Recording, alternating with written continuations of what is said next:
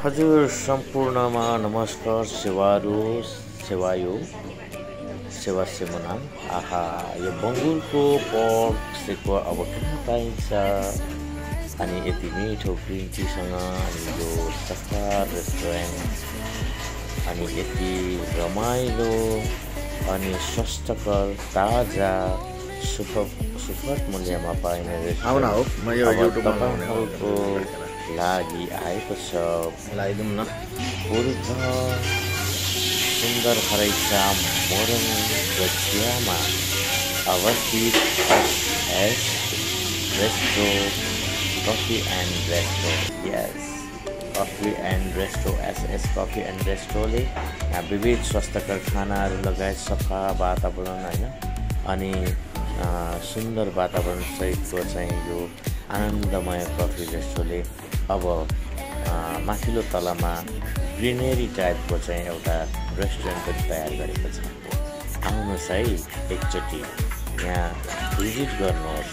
यहाँ भिजिट गरेर यो रेस्टुरेन्टमा तपाईँहरूले यहाँ चाहिँ तपाईँहरूले भने जस्तै तपाईँहरूले रोजे जस्तै तपाईँहरूले खान खोजेको ताजगी सम्पूर्ण लोकल चिकनको आवाजहरू त सुनिराख्नु भएको छ। लोकल चिकनदेखि लिएर पोर्क सेक्वादेखि लिएर चाहिँ यहाँ अनेक ताजगी खानेकुराहरू चाहिँ तपाईँहरूको लागि सेवामा अवस्थित छ। हेर्नुहोस् त कति सफा आनन्द खुल्ला पार्किङ अनि त्यस पछाडि अब चाँडै इभी पनि चार्जिङको चाहिँ व्यवस्था मिलाउने चाहिँ यहाँका सञ्चालक सुमन याखाले जानकारी दिनुभएको छ। तपाईँहरूको लागि यो रेस्टुरेन्ट चाहिँ फलदायक लाभदायक र सोचे जस्तो स्वस्थकर हुन्छ कि भन्ने चाहिँ हाम्रो आँकडा छ।